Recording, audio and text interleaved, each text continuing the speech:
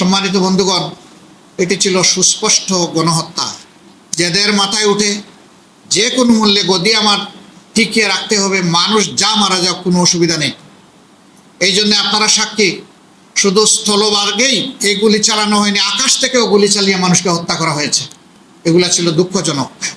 এই দৃশ্য একটা স্বাধীন দেশের নাগরিক দেখতে হবে, এর জন্য আমরা মানসিকভাবে প্রস্তুত ছিলাম না। আবার বিভিন্ন সময় ইন্টারনেট সেবা টোটালি বন্ধ করে দিয়ে সেখানে যাদেরকে হত্যা করা হয়েছে তাদের লাশ গুম করা হয়েছে। সর্বশেষ আপনারা দেখেছেন আশুলিয়ার ঘটনা, সেখানে ট্রাকের উপরে লাশের স্তূপ, তারপরে ধরিয়ে দেওয়া হয়েছে আগুন। আমরা কোন সভ্যতায় বসবাস করছি? এই সমস্ত গণহত্যা যারাই সংগঠিত করেছে তাদেরকে অবশ্যই আমরা সরকারের কাছে দাবি জানাবো, অবশ্যই তাদেরকে বিচারের এবং আইনের আওতায় আনতেই হবে। এই গণহত্যা ক্ষমা করার কারো অধিকার নেই। দল হিসাবে 15.5 বছর আমাদের সাথে যে বৈরিতা করা হয়েছে, আমাদের নিবন্ধন কেড়ে নেওয়া হয়েছে, অফিসগুলোতে তালা ঝুলানো হয়েছে, আমাদেরকে স্বস্তির সাথে চলতে দেওয়া হয়নি, দফায় দফায় আমাদেরকে নির্যাতন করা হয়েছে বিভিন্নভাবে, শেষ পর্যন্ত আমাদেরকে শেষ মুহূর্তে দিশাহারা সরকার নিষিদ্ধ ঘোষণা করে তারপরে তাদের কলিজা ঠান্ডা করেছে।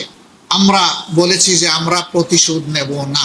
প্রতিশোধ না নেওয়ার মানে হচ্ছে আমরা আইন হাতে তুলে নেব না, কিন্তু সুনির্দিষ্ট অপরাধ যিনি করেছেন তার বিরুদ্ধে মামলাও হবে এবং তাকে সে মামলায় শাস্তিও পেতে হবে। গণহত্যার বিচার করতে হবে, আবার 15.5 বছর ধরে যে সমস্ত অপরাধ করা হয়েছে সেইটারও বিচার করতে হবে।